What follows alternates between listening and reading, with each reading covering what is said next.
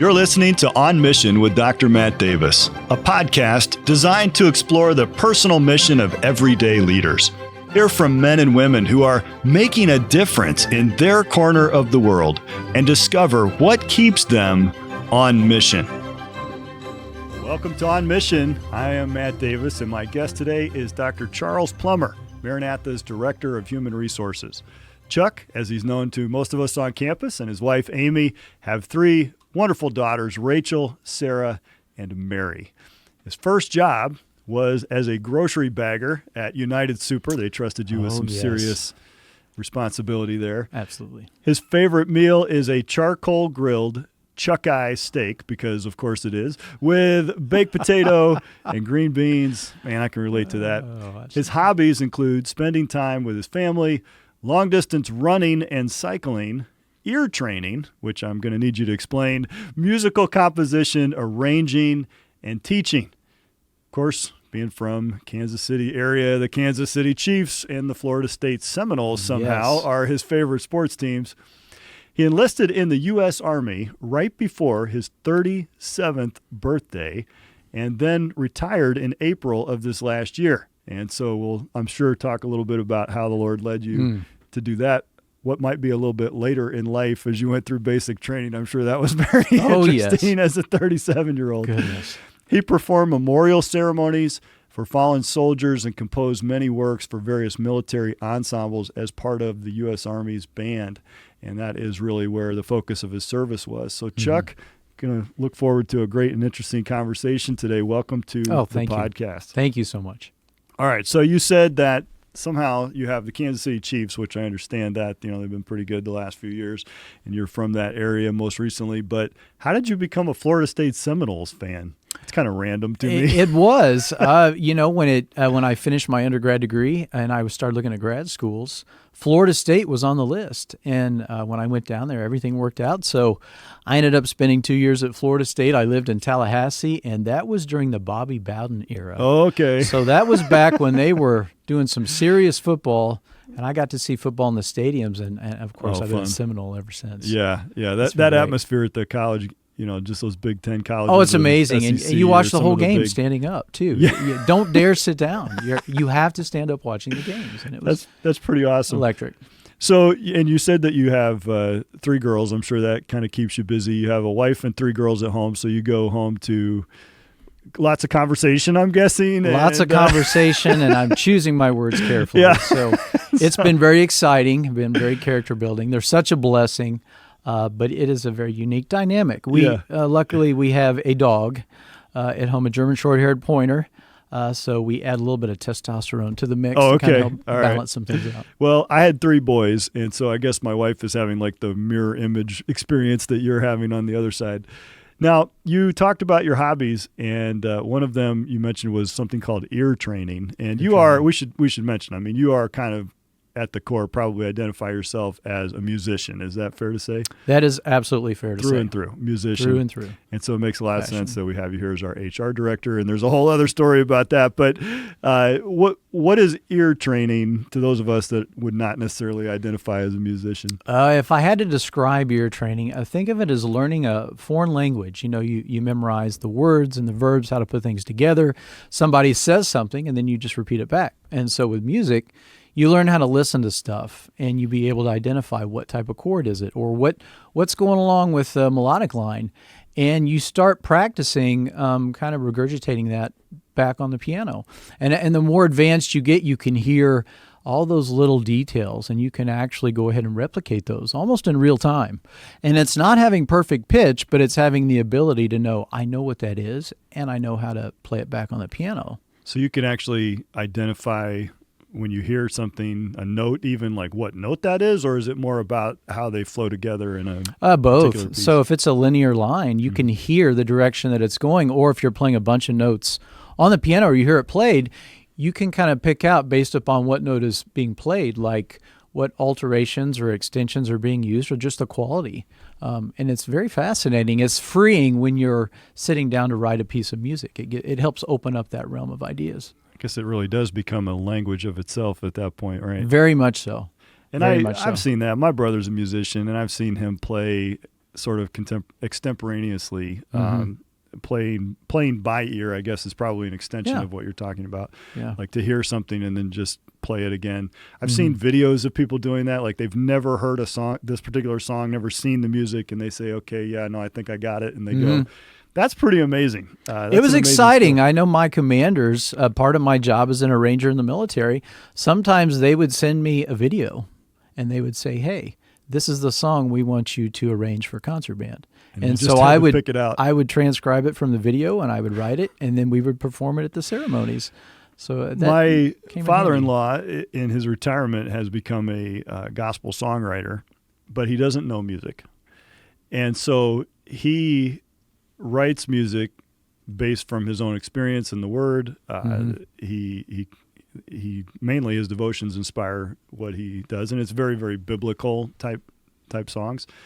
But he doesn't know how to notate music or anything like that, or chord it, or put together that. So he sings it or hums it and records himself doing that, and then he sends it off to professional musicians who have been doing a lot of what you're doing. Transcribe that I think he's doing to them. Now he pays them to do it, and I guess in your sense you're kind of getting paid. You're in the Army, but that's a pretty amazing skill to be able to take somebody else's idea even and translate that into a real world composition that then can be played and repeated and performed. It's a blank canvas, and you have all these colors. And we used to watch Bob Ross when we were younger, painting. And it's like watching him just like, okay, we're going to pull out these colors and we're going to do all this. And it's just a really open option to be able to do that. It's really. And he used to say there's no mistakes, just happy accidents. Happy accidents.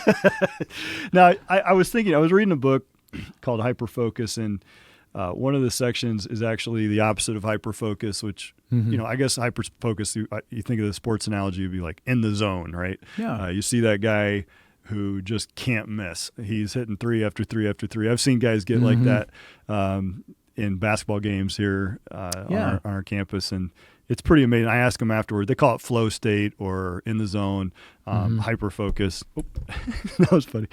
And so we talk about that, but then they talk about, well, how do you get into the zone? And they talk about the kind of intentional ways to eliminate distractions and really focus and have a specific goal. But then there are points in time where we actually have something called scatter focus. Okay.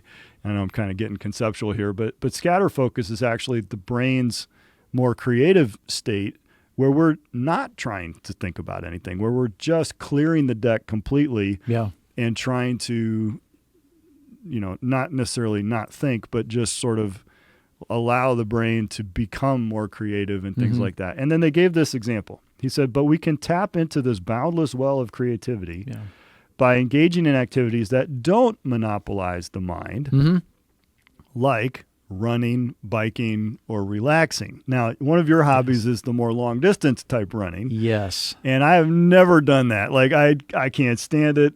I don't know how I would know if I won. I need to know how to win. Like that's, to me, that's where competition comes in. But people that run just for the sake of running and getting in shape, have you found that to be one of the things you enjoy about the long distance running? It gives your mind the ability to sort of come up with connections and create creative things, or how does that Absolutely. I found, obviously in the military, you run all the time. That's what you do. PT tests. I ran track when I was in high school. I was a cross-country runner. So when I developed that, there was a joy to it. As life happens, you get stressed, you find ways to mitigate that stress. I actually would look forward to getting up on a Saturday. I know this sounds crazy, but I would get up, and they had something when we were stationed out in the Virginia Beach area. In Newport News, it was called the Nolan Trail, and it was about a 5-mile loop of just wooded areas and trails, and you got to see natural wildlife. But I would get up on an early morning, put in my earbuds, and go for a 10, 15, 18-mile run. And there's something about that. When you're sweating, you don't think about anything. You're not solving all the world's problems, but your mind really does clear. And it's almost like, it's almost like a high that you would get. It's like when you're running, and it was very relaxing. And plus, and you think about it, how many calories you burn on one of those runs? I mean, that's a couple thousand calories. So, add another chuck eye steak to my plate to work off. So that sounds there delicious. you go. I haven't eaten anything. I'm fasting. I haven't eaten anything since Tuesday supper. And Wow. we're here Thursday morning, so now you're bringing up chuck eye steak, and I'm sitting here going, okay, it's time to end this fast for Wow. sure. I'll take your word for it. I'm not capable of doing a 10 to 15 mile run. I don't know how long it would even take to work my way up to that from like the couch to 14, 15 miles. Nice. But you talk about clearing the deck of distractions and just Yeah. allowing your mind to kind of relax a little bit. We live in a world that really bombards us with distractions. All the time. And I mean, even just the natural world, like your brain is bombarded with 11 million bits of data, according to science. 11 million bits of data every second. Every second. That's what your mind is through visual, through lot. all of your senses. To process.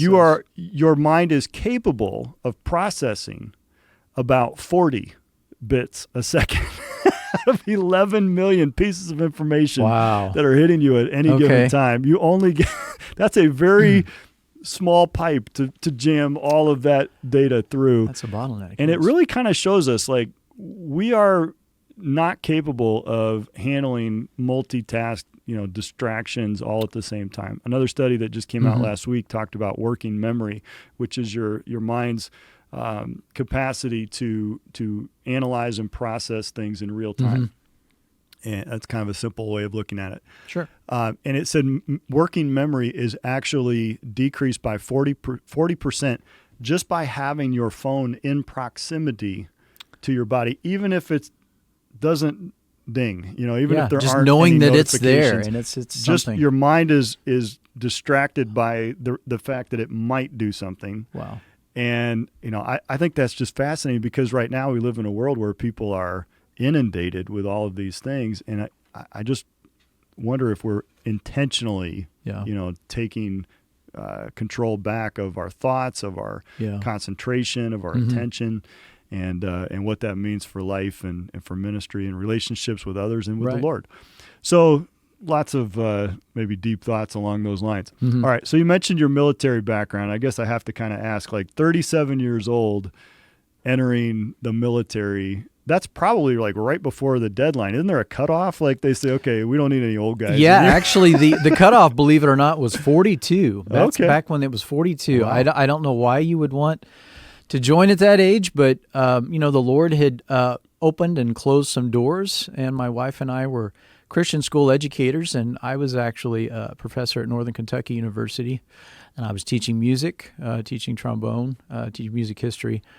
And for whatever reason, some doors began closing with the Christian school, and because of tuition and attrition, they were eliminating some positions. And so because of that, those doors were kind of opened towards the military. And so, it was right before my 37th birthday, and boy, basic training was something else. Wow, I think I had about 10 or 15 years senior on my drill sergeant, so they called me Private Grandpa. So that was really something. That'll earn you a nickname for sure. Oh, wow. Private Grandpa. I think we could make that work around here. What do you think? You're not the old guy around here, though. Here it's more normal, I guess, to have a whole range of ages and that. But I've got to believe in the military that was really something, probably a little bit of an advantage, too, though, because you had a little more perspective on life and how to handle the ups and downs of basic training and some of the things. I think so, and just learning how to respond appropriately. And many times it's just learning how to keep your mouth shut, knowing when to When you not went talk. in, did you know that your thing was going to be the band? I did. Like you had that That locked was the in? reason. And the plan actually was to go in as a commissioned officer, and then halfway through basic training, they had changed the age. So the age was up higher, and then they made it down to 35.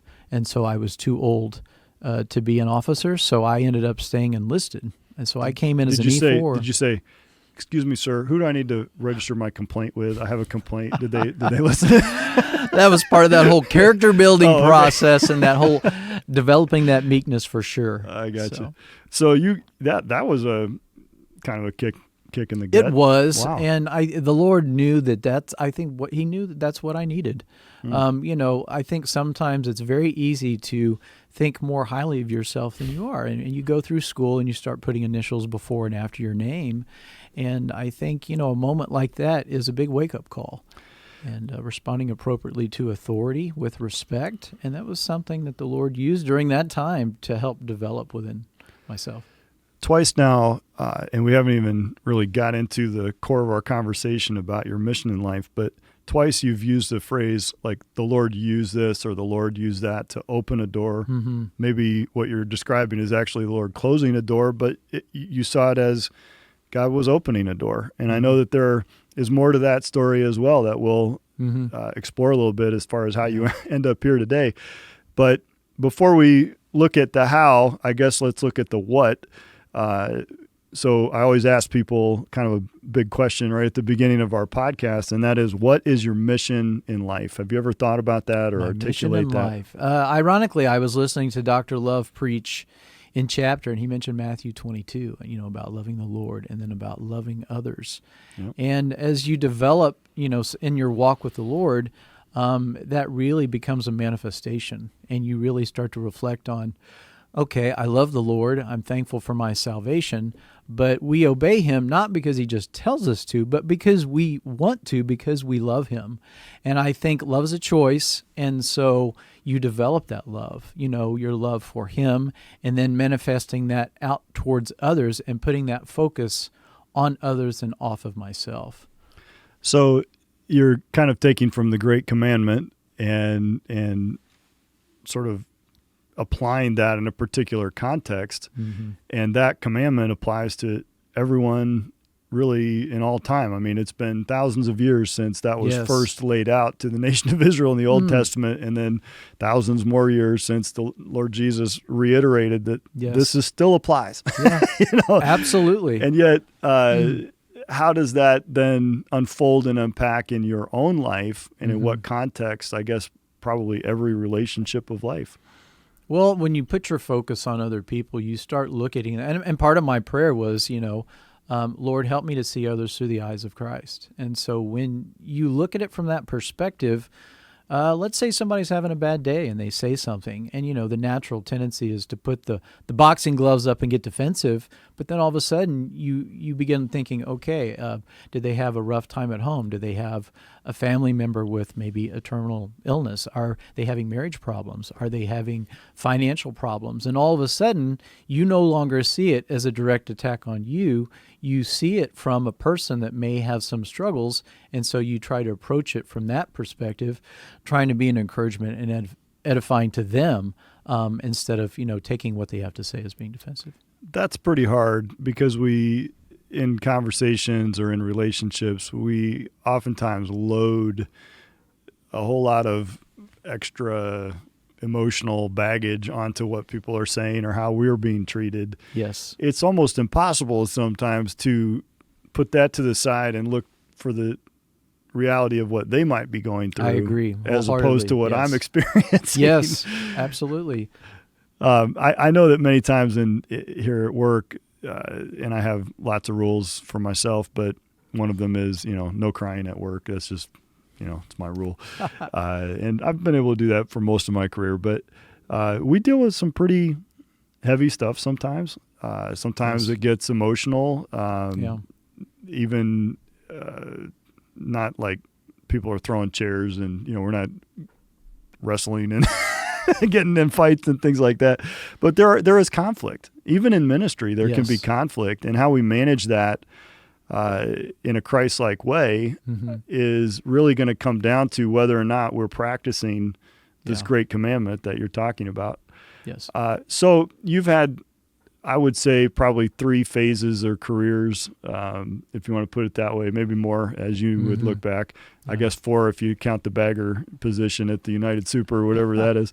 I was a bagger at Kroger, so I don't know if they were competitors or I don't know where I United used to pride Super myself. chains are. I could usually have the groceries bagged before the transaction was completed. That was for sure. Yeah. But there's a science to it too, because you don't want to put the eggs on the bottom. No. There's you don't put the Every bread once down in a while, there and I'll a pineapple on top. I'll be at Walmart or something, and they need some help, and I'll go into action, and my girl's kind of looking at me. Oh, Dad's done this before. Yeah, I do that too, and then I'm always brag like I was the fastest person at my Kroger when I was in college, and my kids are like, Dad, nobody's impressed by that. That's not a big deal. Well, it was a big deal to me. All right, we had a competition, but yeah, those old muscle memory, you know? I mean, know. we got skills that people don't even know about. They're still there. Yeah, for sure. All right, so maybe that was your first career, but then you got into teaching, and you had a teaching career. And then, as you said, the door closed, and you kind of went into the military to be in the band. You were obviously a awesome trombonist at that time. Did you already have a doctorate at that point? I did, and that was really interesting. I think a lot of times they just didn't know what to do with you, because they would give you things to do, and you would usually knock them out pretty quickly. And you usually try to be pretty dependable, and so I think sometimes just trying to bridge that gap. Okay, how am I going to relate to this newly enlisted person who's like married with children and like has some, life experience? And I think it really threw a lot of them for the loop. Interesting. And it was really interesting. In the military, do people relate to each other on a personal level, or is there a temptation to, because it just kind of, I don't know. What's the word I'm looking for? Fraternization. I don't know. It just seems like you become a widget, or you're soldier number X or whatever, and it's easy to do that if you're not careful. Obviously you have to follow orders, and sometimes we don't get the privilege of asking why. You just have to do it, and do it immediately. But you do develop those personal relationships. But when you are, on a mission, you're doing something that's task-oriented, because we did have to do, soldiering drills too, how to detain, people, or how to do certain soldier tasks during our sergeant's time training. You kind of have to put that in perspective for sure. Of course, if the band or the lawyers are, called upon to fire guns, we're in probably pretty bad shape at that point. Well, we had to qualify, and we get a nice little. Something's gone very wrong. Oh my! if the trombone player's up there, shooting that M4, we can look out. I don't know, maybe a rocket launcher. We could do that. I don't know if I ever told you. I used to play the trombone. I did not know that. Yeah, I used to play the trombone. I don't tell a lot of people that. Wow. So don't tell anybody. This is a secret. But I learned something new today. I used to play the trombone. Someone stole my trombone during high school, and then that was the end of my trombone career. And so that's a long story we won't get into. But I do have an appreciation for the skill that goes into it. Mm-hmm. And it is the most fun instrument in the entire band, orchestra, universe, I think. Yeah, absolutely. Yeah, without a doubt. I mean, maybe the timpanis would be fun to play just once, but I mean, for day in and day out, it's got to be the trombone. Oh yeah. So you're the trombonist. You also then get opportunities to do arranging. Is that normal, or how did that come around? I mean, well, it was is that something, part of your MOS? Well, actually, I was supposed to come in as a trombone player, and then when I was finishing the doctorate, they had something called a cognate, which is basically like a minor. And so my cognate was in arranging and composition, so I had to take those requisite classes to learn how to be able to do that. How do you, effectively take all these ideas in your mind and write them out appropriately? And so as I got in the military, that was a skill that is far and few between a lot of people. A lot of people will arrange and write, but doing it well and using the requisite skill to make it effective, it takes it to another level. And you had the opportunity to actually compose some new music, not just arrange existing tunes. Is that right? Like you told me once, I think, I'm just digging back in the conversations, but that you arranged the song that's either is or going to be adopted as the official march of this particular fort. They had talked about that at Fort Riley. I was ordered by my commander to write. They gave me some themes of some of the unit songs, and they asked me to compose a march. And so I actually wrote a march that was premiered a couple of years ago, and they had talked about the process of perhaps making it official. And there's the commanding general's got to write a memo, and it's got to go, and then it can go and get archived in Washington, D.C. So there's a process.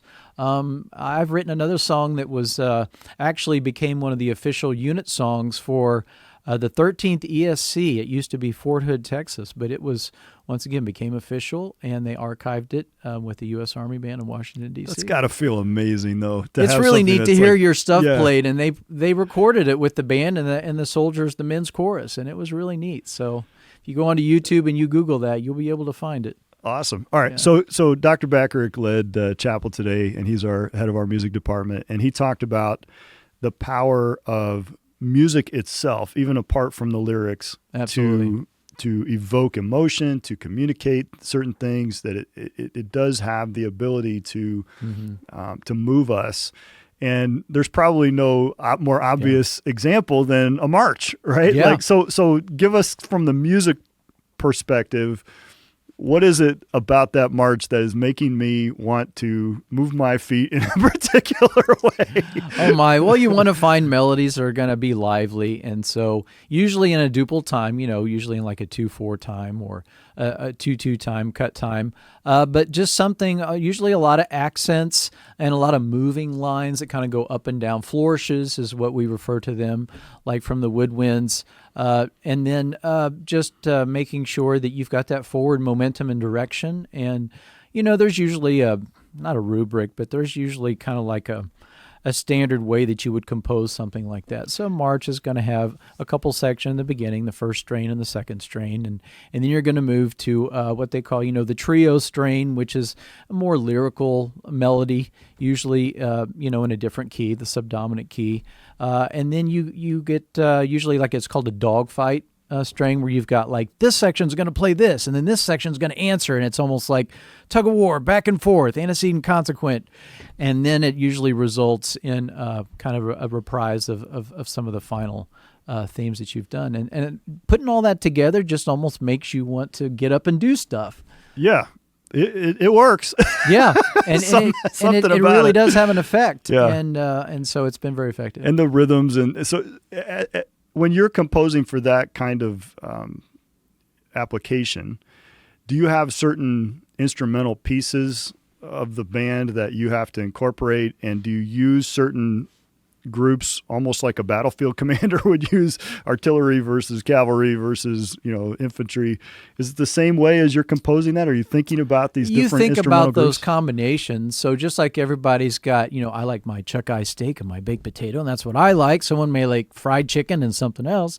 But when you take your arranging classes, that's part of it. They develop, hey, this instrument combination might work, or maybe you could try this, or a combination of these three, and if you're looking for this type of mood. And so you understand the tessitura, the range of which instrument you're composing for, what it sounds like. A trombone up in the high range sounds maybe a little different than maybe a soprano saxophone up there. Even though they may be playing similar notes, the timbre is going to sound differently. And so you use that to say, well, how do I want to affect that emotion in somebody, and how do I want to say it? That's like a superpower, man, to be able to do. It's very exciting, and it's a lot to choose from, but it's very rewarding, and I feel very strongly that I need to steward that. And so there are a lot of mornings here, to kind of clear my mind. You'll hear me, on that second floor, Guard Hall, just doing some ear training. That's you in there. I thought we had a ghost. All right, so you get here early and start playing, and it just kind of relax it, but also maybe focus and think about that. What has your experience with music in particular taught you about our Heavenly Father and the creative force behind the universe and all the things that we enjoy? Like, that's a big question, but we were just talking today, and I teach a class for our Bible Institute on worldviews, and we were talking about natural law and what we can learn about God. We can't learn everything for necessary for salvation. The Bible is clear about that, but we can learn a whole lot about the Creator from the creation. And I feel like music is just this uniquely human experience, although I guess there's some elements of music in the natural world as well. So I don't know. That's a big question, but kind of open-ended. No, it's a language that allows you to speak in ways that you didn't realize you could speak. And it will evoke emotions. Dr. Backrack had alluded to that, but the ethos, or the affections, and we talk about that in the light of subsequent history throughout the development of music. There were rules that they placed on things that you could and couldn't play because it would evoke certain emotions. And I mean, without getting into the specifics of it, but as music developed, there were very specific rules. Don't do this, don't do that, because it's going to evoke these emotions. And you find in the church that there were certain rules about things that you could play, and because they realized that it really did have the Bible talks about being sober-minded. And I think sometimes we think of not being, sober as like fermented drink, but actually the ability to think clearly and rationally. And sometimes, certain types of music can affect your ability to think clearly. And so I look at it as a language that allows you to express yourself. I can read a sentence and I can try my best, like a picture. You look at a picture on the wall and you try your best to describe that picture, but ultimately when you look at it, you're like, oh, I know what he's talking about. And you hear the song and I know what he's saying about that. Interesting.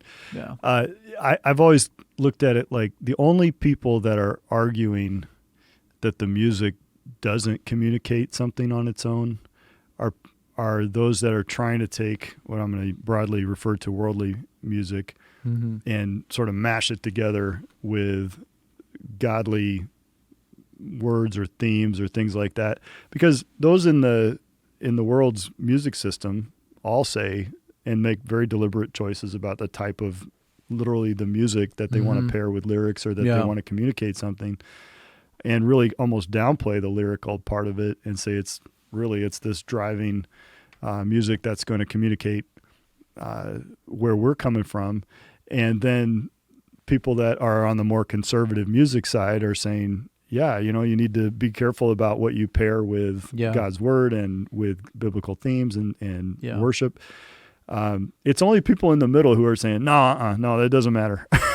Oh, yeah. And I'm thinking it's got to matter. There's an everybody. art to that, and they've even talked about that. I know at the worship conference a couple years ago, there were speakers that talked about techniques that you can use. So when you're looking at the hymn or the lyrics, some things musically you can do to enhance the meaning of the words. And they go hand in hand, and they really do kind of help.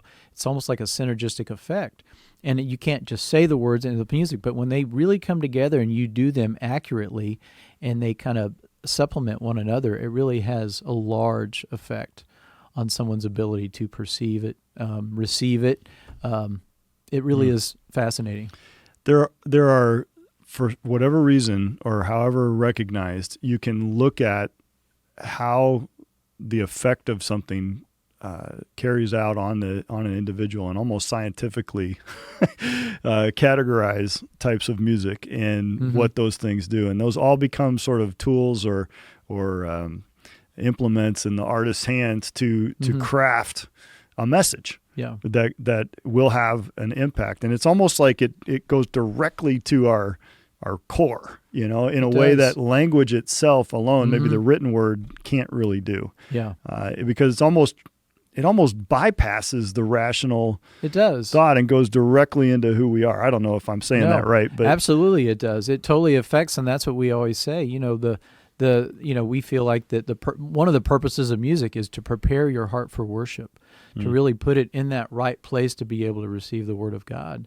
And so if it's done appropriately, it can really have a large effect, and it can be part of that worship process. So you were really all in at that, and it seems that you were enjoying that and seeing some success with that, even recognition and opportunities. But then something kind of intervenes and disrupts the straight line of progress that we all want to see in our lives, like this clear upward trend from beginning, early to glorious success in our chosen field. Right. And all of a sudden that dream starts to change. Right. So you want to talk about what happened with that? Well, I had spent decades playing the trombone. I love the trombone. It was my life. It's what I had devoted my life to, developing a skill. And then I would say probably almost 4 years ago, I sustained an injury training for the new Army PT test. They were transforming the test to be more aligned with some of the things you're going to see in combat. So the soldier drag and carry, the medicine ball throw, the deadlifts, the leg tucks, something different than your standard push-ups, sit-ups, and run like it used to be. And so I was, doing some Pilates, some leg lifts, and came off the bar, and something felt kind of weird, and so went in to see the doctor that week. And long story short, I had sustained some nerve damage in my back and some things with my spine that have affected that. And so we found that after a while it got to the point to where I wasn't able to hold up the instrument to play because of the stenosis there in the spine. Basically, it clamped down on the nerves. And so all of a sudden, something that was near and dear to me for whatever reason at the time, the Lord chose to kind of gently remove that. And I think I look back on it and I know everything, the Lord allows those things to come into our pathways.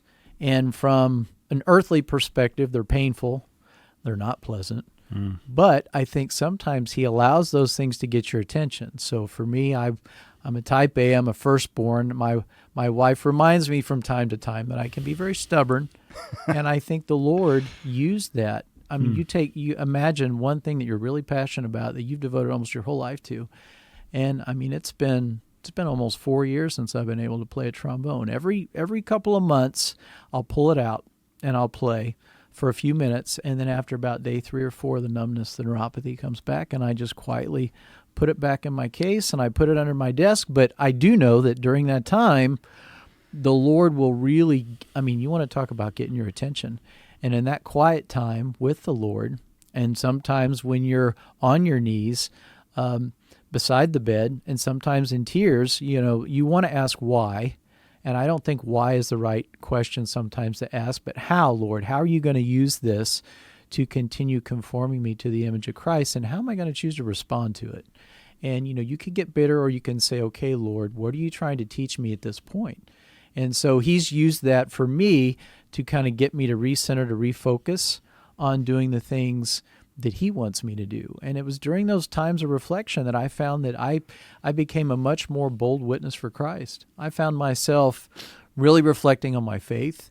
And even in the military, I found myself witnessing to commanders and first sergeants and lots of other people, and being willing to, because I would have people say, how in the world can you just stay motivated? Like, the one thing that you've spent decades doing is like, you can't do that anymore. The whole reason why you joined the military, and you can't do that. And so it was a moment of reflection. And I think the Lord has used that to really get me to center my focus on his will for my life and how to do that. That was such a freak accident from a human perspective. You're not supposed to have that happen, doing Pilates or stretching, or those things are supposed to help you with mobility, not take away. And so in that sense, it was just such a random, bizarre, specific thing to happen. And yet we don't believe in that randomness of life as believers. But it's like such a laser focused injury to have happen, to take away not your ability to walk, your ability to talk or think or even move your hands and arms, but just that particular thing that was the thing you were so prepared and good at and focused on and put so much hard work. And all of a sudden it's gone. I mean, can you imagine the one thing, like it'd be like, I don't know what that would be in my life. Outside of your family, that was like, in your relationship with the Lord, that was like your thing, your identity almost. Yeah. I don't know, I guess they'd have to take away like email or something from me. I don't even know what that would be. But that one thing is gone. How? I mean, you had to be tempted. Maybe you went through very, very low point, and even some sense of bitterness about, there was. How could this happen? How could you do this to me? There was. Well, first it was somewhat denial, and I thought I will get better. Apparently I thought women were the only ones that got epidurals. Apparently you can get upper cervical epidurals for the pain, and so I had lots of those, lots of steroid shots. We talked to a neurosurgeon about potential surgery to try to correct, but the purported benefits didn't outweigh the risks. Oh. And so in my quiet time with the Lord, I redirected, and I looked back on it. And so what I did was, the time I would have spent playing the trombone, I started practicing a piano 3 to 5 hours a day, and did that for about 3 years. Action didn't cause the same problem for you? No, some carpal tunnel issues kind of came up when you go from not playing to like playing. But I thought, Lord, I'm gonna make the most out of this, and so I did. And the silver lining was that it developed my skills as a pianist. It allowed me to broaden my skills as an arranger, and it got to the point there at the end of my time in the military. My skill reached a requisite level that they started using me to perform piano for some of the generals' parties, and they started having me do the memorials for the fallen soldiers there in the chapels. And so that was something that I never would have done on my own volition. Sure. Had trombone literally been taken away from me.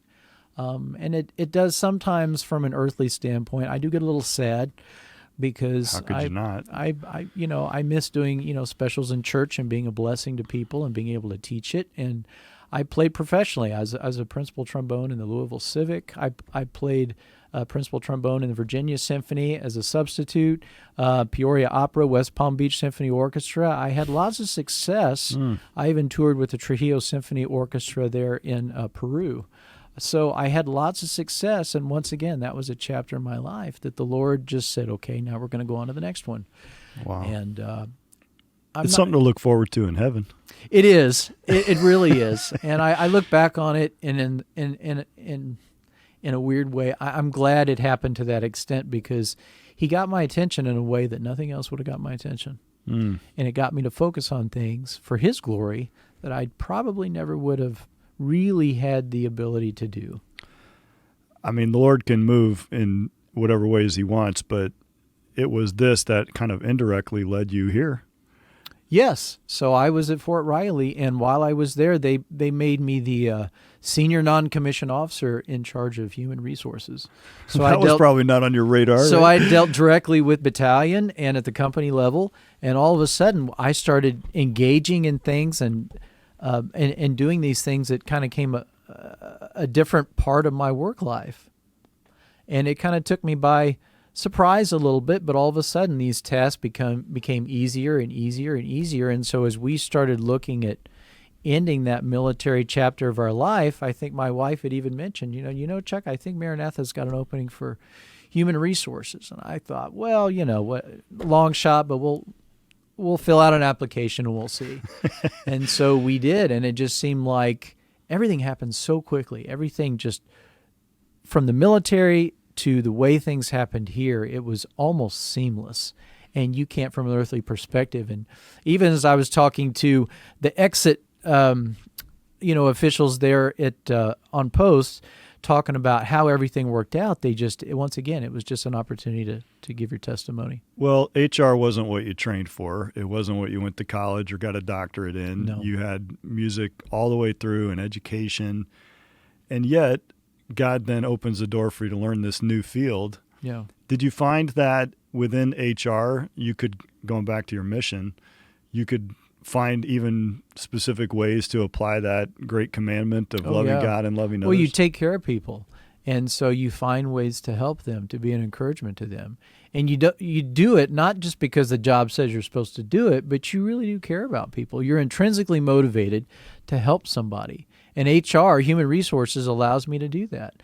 If I see somebody that needs help with something, whether it's with benefits or compensation or, tuition benefit forms or whatever, it allows me to kind of come in and be a part of that circumstance and be able to be an encouragement and to help somebody and to use that as part of our edifying tool. And then here at Maranatha, I mean, music is part of the DNA of this place. It's everywhere. Yes. Even the non-musicians get involved, and we all enjoy it and want to be a part of it. Yes. And I know you've found some ways to get involved that way too, right? I have. I've enjoyed getting to sit down with Dr. Backrick and nerding out over some things. And I know Mr. Bonham I've substituted a couple times and directed the Academy Band.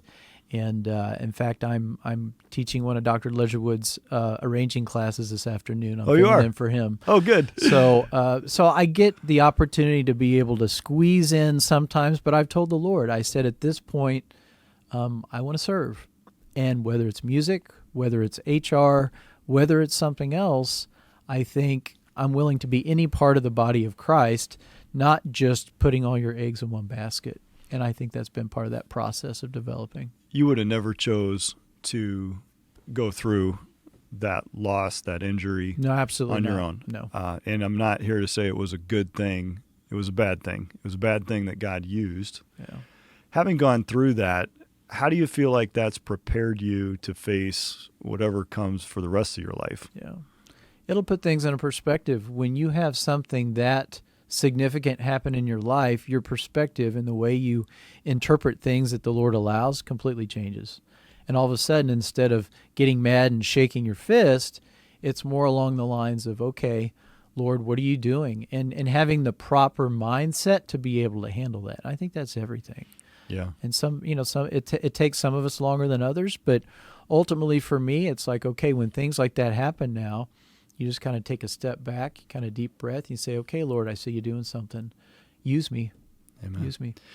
Well, I appreciate you coming on, and I know that it's you're a busy guy. You have a lot of different things pulling your time schedule, different things. I'm glad you carved out some time for us today. Absolutely. And that you've been willing to share some pretty personal lessons that God's shown you across your life and amazing achievements and accomplishments.